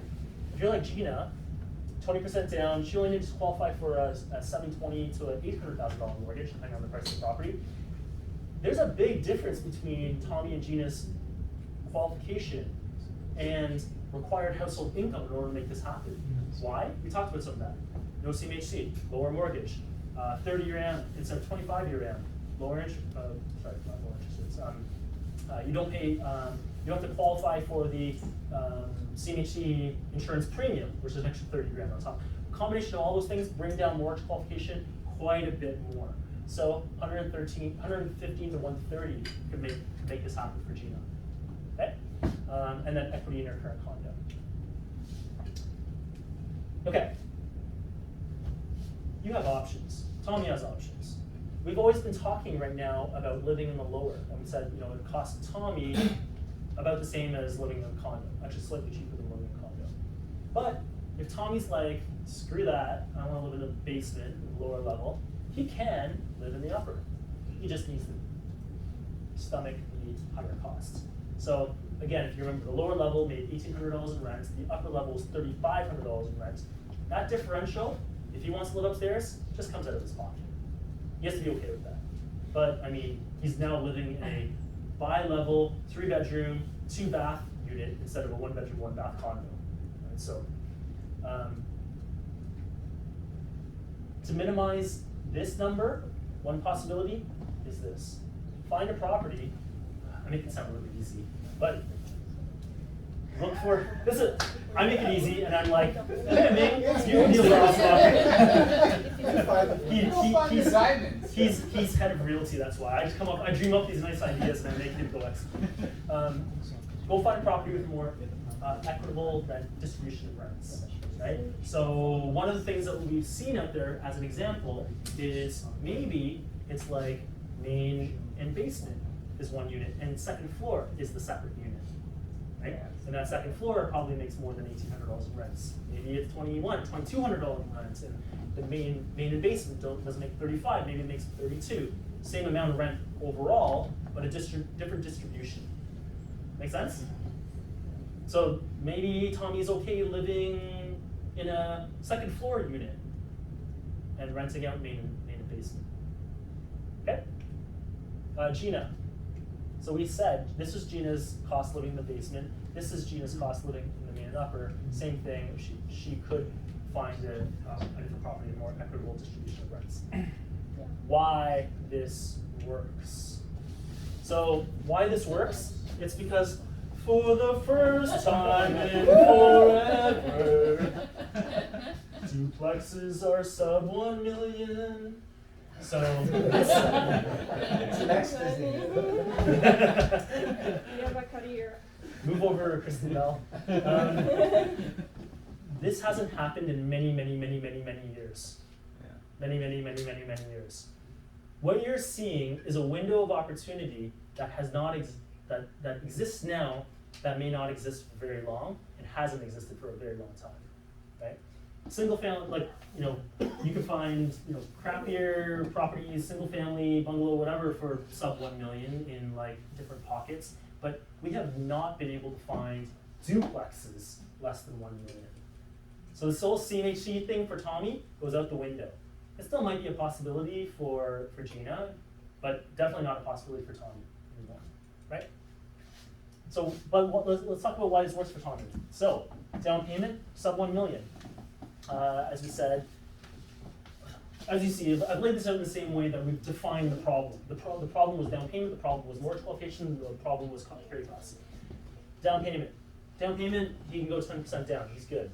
Mortgage qualification, lower interest rate. So by the way, I'm not sure if I've mentioned this, when it's CMHC insured, you get a lower interest rate than just normal interest rates out there. Why? I'm not going to get into all technical details, but essentially it's insured, which means that the bank can get it off their books and sell it as equities. Anyway, not going to get into all that.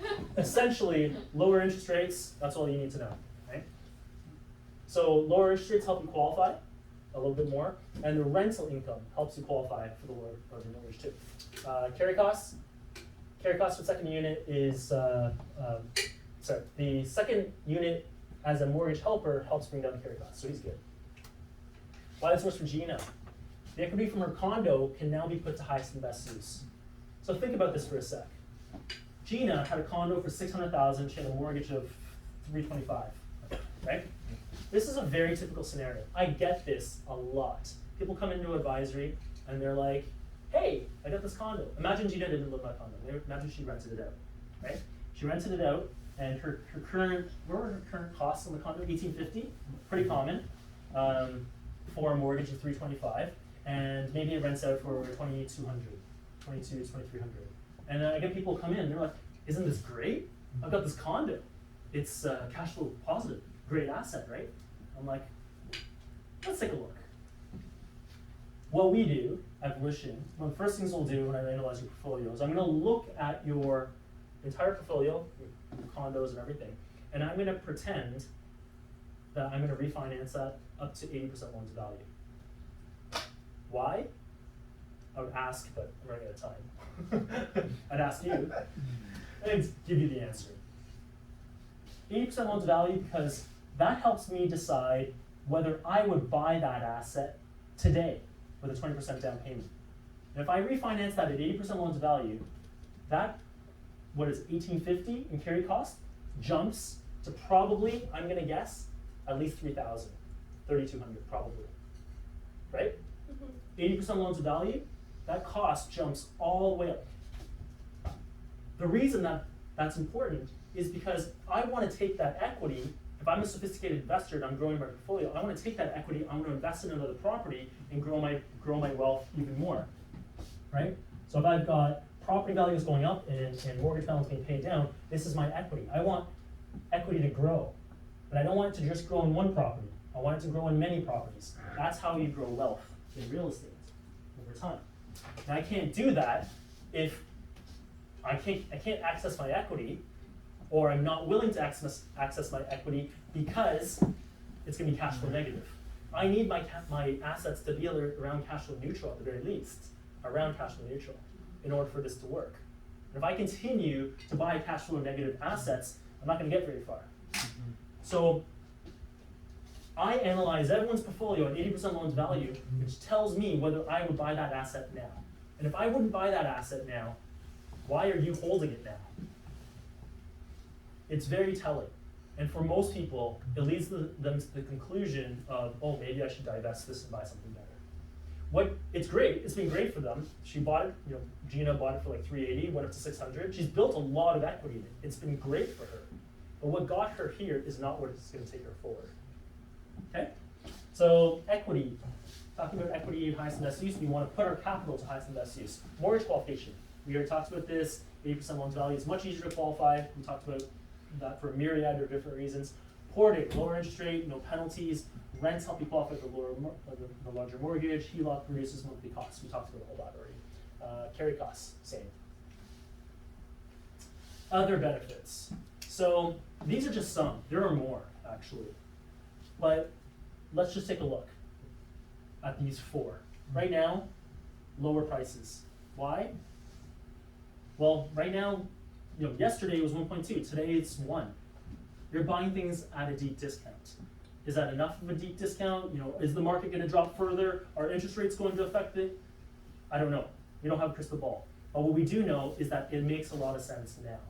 It could be better next week. I don't know that. But if we look at inflation, interest rates, Bank of Canada, outlook, things look fairly stable from here on in, right? And I talked to a few of you about interest rates and the outlook for the rest of the year. Chances are this is going to be a fairly, it's hard to quantify the window, but chances are it could be just a 6 to 9 month window right now. And I think what's really telling is, so we do this work with everybody from beginner, first time buyers up to some very sophisticated investors. Right now, we have five very sophisticated investors who are executing at this moment. Their combined portfolios about $100 million between about maybe $80 million between those 5 investors. They're all very sophisticated, and it's funny because the people who are the most sophisticated are the ones who have been executing right now because they know that this is not. Opportunities in Toronto are lightning flashes, right? That you have a very small window that you can actually be a buyer in control of the process. Usually you're begging when you're a buyer. So. We'll go through a little bit of history. 2008, 6-month window. 2017, we know what happened in 2008. 2017, Catherine Wynne, stress test, B20, foreign buyer's tax, that came in. It created a window, 6 months. Beginning of COVID, that window was actually less than 6 months. Yep. And then now, it's been a bit longer than 6 months already for us, but you know, the situation's a little bit different. But it's, how long, can't predict, but we think that this opportunity is going to be available in the spring market, iffy about fall market, right? Okay, so lower prices. Next, risk mitigation. Rising rents. Over time, we have rising rents. Rising rents help cushion the blow of what-if scenarios, right? And the fact that you're getting rental income at all means that that helps significantly versus if you're not getting any rental income. If you're going to go buy a house and I didn't have a mortgage helper, then interest rates go up or whatever, I'm just paying more. Over time, as rents increase, my cost of ownership actually decreases. My cost of living in that property actually decreases over time. Okay, so this is what Ming was talking about, conditions. We've never been able to put conditions into an offer until now. Or only when it's very rare. Very rarely. Only generally when we're in a more balanced market. That's where we are right now, a more balanced market. Okay? Home inspection, financing, all that stuff. Negotiations. This is possibly one of the biggest things. Instead of competing and fighting with other buyers, I can now negotiate directly with the seller. That's a big difference because scenario one, it's usually about price, and I just have to outbid the other guy, which means we're just bidding each other up. The second one, if I'm negotiating, I can negotiate, I can talk to them, I can get to know them, I can understand their pain points, I can understand what's important to them, I also understand what's not important to them. Now, if I can find something that is important to them, and it's no skin off my back, I can give it to them. Makes it a lot more palatable, makes it a lot more attractive for them. Similarly, the other way around. There's no skin off their back, but it's important to me. So for example, those things could be closing dates, those things could be vacant possession. Tell me about what happened with the offer. Yesterday we were working on an offer. The selling agent was very much telling us that there's tenants we had to assume because their leases were until July. Then I asked, well, how about we get vacant possession after July? We'll hold a really long closing, 4-month closing. He's like, oh, sure, we can do that. You don't even get to have that conversation usually. When you're in a bidding war, when you're up against 20 other people, there's just no time to actually have a conversation about the property and what the other side's actually looking for. So, that's it's a big deal. Yeah, it is a big deal. It's nice to buy. And there's lots, like when you're working with sophisticated investor agents, there's lots that you can negotiate. Stuff you won't even think about. So for example, if I'm going to go do renovations, one of the things I can do is possibly put into the offer that I'm gonna request that the seller submit permits under our name. So maybe it minimizes our downtime, so we can minimizes the downtime for us to get permits. So before the close, a lot of that work can be done, possibly, right? There's lots and lots and lots for us to negotiate. If you know what levers you can play with. Those levers don't even exist when you're competing against others. So is there a question? No. Okay, let's go on. You don't get something for nothing.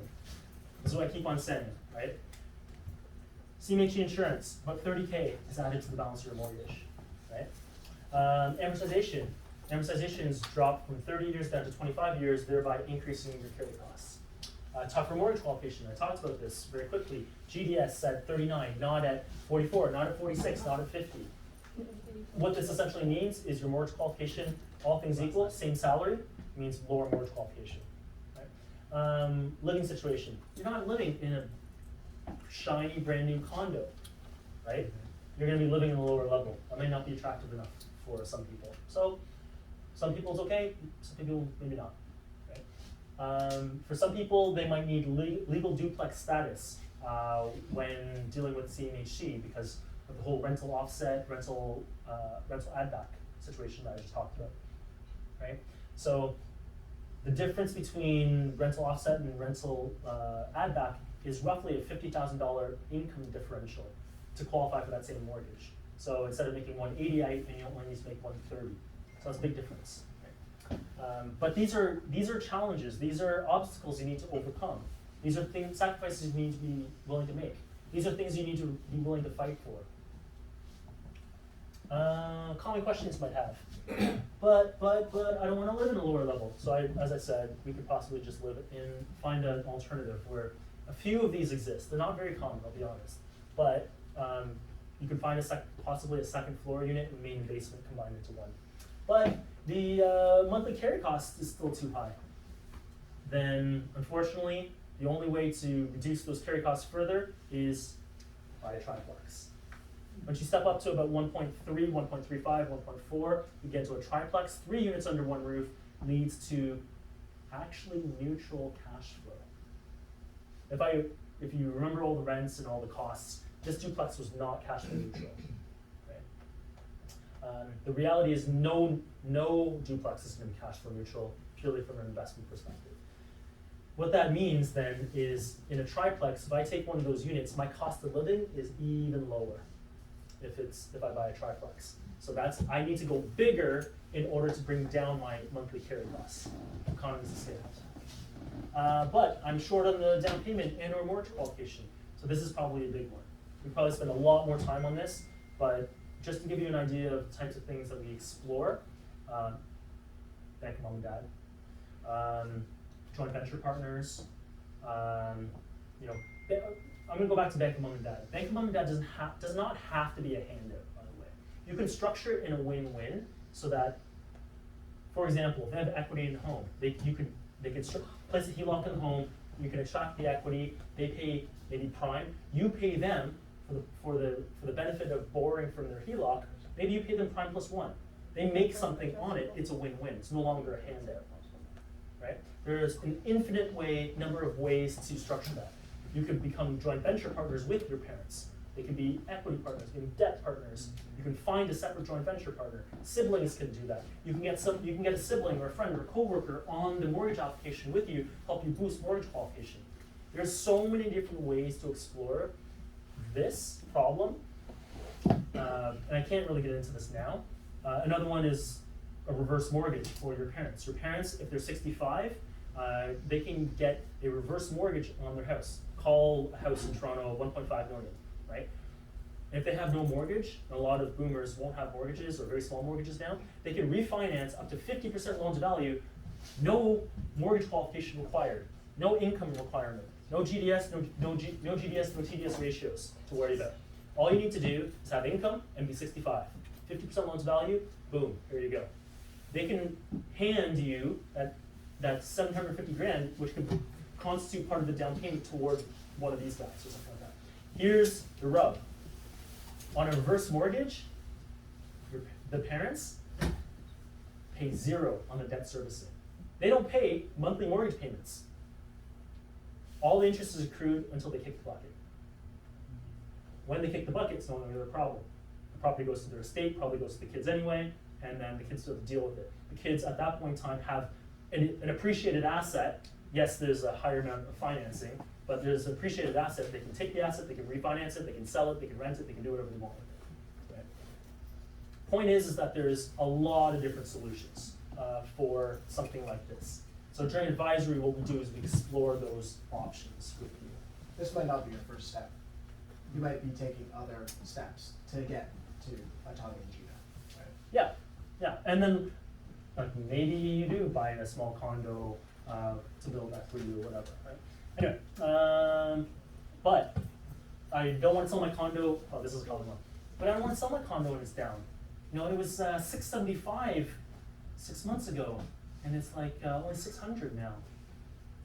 Yes, but that's not thinking about the whole picture. Again, I told you that duplex was about 1.2, 1.15. Now it's 1 million. You're getting a deeper discount on that bigger asset, actually. So don't worry too much about the $75,000 hit that your condo took, because on an absolute basis, you're getting a deeper discount. Obviously, it just sucks if you're just selling, but if you're rolling that forward into a better asset, not a big deal. And this accounted for, what, like 25–30% of the transactions we did last year were people upgrading their assets, moving from condos to triplexes. Yeah. Where does this work? So again, if you've been a Volition investor before, you would have seen this. This is an investment heat map of Toronto. This, what I like to say is that this is the Rosetta Stone that unlocks the mystery of where to invest in Toronto. We've broken it down: purple, condos, core. We got black, which are labeled stupidly expensive areas: your Forest Hills, your Rosedales, your Leasides, your Mount Pleasant, Davisville, your Young and Egg, etc. Right? Red areas, primary investment areas: West Side, East Side, Annex, Little Italy, Trinidad Bellwoods, Little Portugal, Dovercolis, Emerson, Roncy, all those areas, right? On the east side, you got Riverdales, South Riverdale, Riverside, Leslieville, East York, Beaches, lots of great places here, right? Blue areas. Be able to like buy anywhere in the red and be good. Yeah, it's that easy, right? Anywhere in the red. You do need to understand this on a street-by-street basis. You do need to understand what's happening in these areas. For example, what's happening right here? Does anyone know? I mean, at the lakefront, to the east, Like I heard somebody say Riverside? Louder. Oh, the train, like Yes. they're Train. the go train thing. Like Thomas the Train? Yeah, that's it. It's past my bedtime, okay? I'm still here. You should feel pretty okay, that's like otherwise that's a I'm still compliment. here. East Harbor, that's as an example, right? What is that? What's it going to be? It's going to be Union Station #2 in about 10 years. Just things like that. You need to know what's happening in these various areas, and we know what's happening in these various areas. So I showed you, like, basically, our map is interactive. You click on this, it gives you descriptions, tenant profiles, grades of the area, all this stuff, right? So you have access to that if you're a Volition client. Where does this work? Only in our prime investment areas? Actually, this actually works wherever you want to go, pretty much, right? Because the point is that this is your primary residence. If this is just an investment, leave it to us. Let us figure out where the best investment is for you. If it's your primary residence and you have personal needs layered on top of that, we need to work together to see where this makes sense. The reality is you can find a renter anywhere in Toronto. We think that it's still better in the downtown core and the areas that we service and recommend, but the reality is you can find basement suites in Richmond Hill, Sauga, wherever, right? So it can also work in these other areas. You just need to understand what those risks are. And you need to understand like why we like these red places and what that would be if you were in Aurora, right? Like where can you actually find renters if you're out there? So let's take Tommy and Gina to their logical conclusions, right? Let's do, where are they now? Tommy, 5 years from now. So Tommy, in early 2023, took advantage of the market conditions, 10% down, bought something, followed the yellow brick road. He started a family. He moved into the upper unit. He had that flexibility to do that. He moved into the upper and rented at the lower. Over the course of several years, he was able to, this was what you were talking about, so I'll come back to that. He refinanced and brought it up to a 30-year amortization again. And over the long term, interest rates probably came down and his payments are lower. And plus the higher rents actually means after he moved into the upper unit, his carry costs were similar to when he lived in the lower unit. All these things happened. Refinanced, 30-year AM again, all those things happened. It's great. Let's look at his friends. His friends bought a condo when he bought a duplex. Many years later, his friends still live in the condo because they can't afford a house. They've been priced out. And in 2028, 5 years from now, Tommy has created more wealth than if he had just bought that condo, or versus his friends, to the tune of, at 5% growth on the condo versus 5% growth, same amount of growth, 5% growth on the bigger asset, the duplex, created $100,000 more wealth. And because the mortgage balance was higher, usually that's a bad thing. They're like, oh my God, my mortgage payments are higher. But for Tommy, bigger mortgage and having tenants pay that meant that he paid down more of the mortgage. He's built more equity than everyone else who bought a condo, right? That's Tommy. Gina, same sort of thing. Here she is. Gina's happy. She's jumping for joy now. She bought a condo. She upgraded from her condo to a house. She found a partner. Upon finding a partner, she moved into the upper unit. Upon starting a family, she took over the whole house. She had flexibility to do that. And then her friends, who didn't want to sell when the market was down, they had a condo too. Didn't want to sell when it was down. Oh my God, it was worth $675, and now it's only worth $600. I don't want to sell. They were priced out of houses forever, actually. And with the equity she's built over the course of these 5 years, she did an equity takeout, and then went and bought herself a proper single-family home after that, and then turned that existing property back into a complete investment property. Or she stayed in that property and went and bought a separate investment property, maybe a triplex. Lots of options for Gina, right?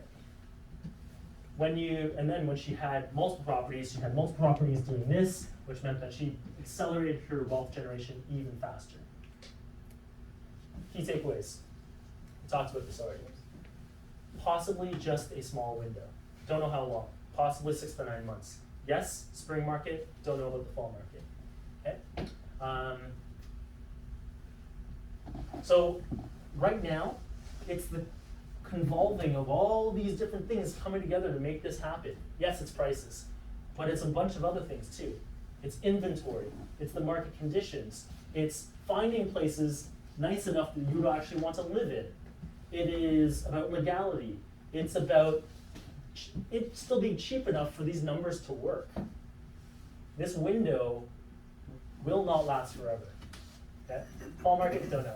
Key milestones. So if you're selling, especially if you're selling a condo, it's not like this happens overnight. Especially if you're selling your condo, you need to upgrade. So just to give you an idea, this is like a 3 to 6 month process. This month, maybe you book a complimentary consult with Volition, right? So if this is of any interest to you, you can go talk to Chris and Alicon and book an advisory session with us. Yeah. Oh, QR code. I think the QR code is up here too. So yes, book a complimentary consult with Volition. Most likely, we're going to need to go get you updated mortgage qualifications. So send you to our strategic partner mortgage broker, which takes a little bit of time. Then, if you're listing the condo for sale, that takes a little bit of time. Then things aren't flying off the shelf anymore. It's not like you just list the condo, week, offered it, gone. That doesn't happen anymore. So, which means that it takes how long for a listing? Depends. It's not as bad. It really depends on where your condo is. Anywhere I'd say between 3 weeks to 3 months. Yeah, it really does. Condo sale offer accepted. So once the condo sale offer is accepted, only then can we go shopping for a duplex, right? You can see there's a dependency here. You can't go shopping before you sell. You don't know how much you're going to get, right? You don't know where your closing date is, so you can't expect this process to be very, very quick, which is why you actually need to start early, right? And then duplex purchase offer accepted, and then move it after that, right? Point is, one thing I want to leave you with is that, again, you don't get something for nothing, but the sacrifice that you make may very well be worth it. Right? So, how Volition can help? How can Volition help as agents? I don't know. I don't think we're very good. So I think one of the big things we do is, while we can put you on search, and if you want, you can get an automated search. I don't think, and I never believe, that the real value is there. The real value is in us going through, looking, and trying to find those diamonds that Matt's setting out here for an individual, especially for whatever you're individually investing in. Right? Sometimes it might be a triplex. Sometimes you may be looking for certain yield rates in a fiveplex, because that's what your commercial lender is going to lend you at, right? So the big things are pre-analyzing the deals, making sure you got the right tenant profiles, making sure that it's an area of gentrification. All that kind of stuff is, I think, where we add the value. So that's what we did. Matt also talked about us in a negotiation sense, right? And a lot of this is not just price, right? Price is important, of course, like we wanna make sure we get a good deal and the numbers work. But more importantly, are there other levers that could help us in hitting our goals, right? Maybe it's getting, permits done ahead of time, that kind of stuff. Last one, which one do we have? Yeah. So it really is about combining your home, your dream home that you want to live in, and something that makes financial sense. They don't have to be mutually exclusive things. I think that's the big takeaway here, right? Like you don't have to have one or the other. We have a lot of clients who've been able to achieve both. And we've done it ourselves. Like Chris, you lived with tenants, Flo lived with tenants, I've lived with tenants, Matt's lived with tenants. We did this, right? I did it for 20 years. There's a sexier term these days called house hacking, which maybe you've heard of. Yeah. It wasn't a sexy term back then. Yeah. We didn't have a term for it. It was just living cheap. Yeah. Like cheapos. So we've done it ourselves. Like we've gone through this. So. Yeah, and then there's a lot more to it on the realty side too.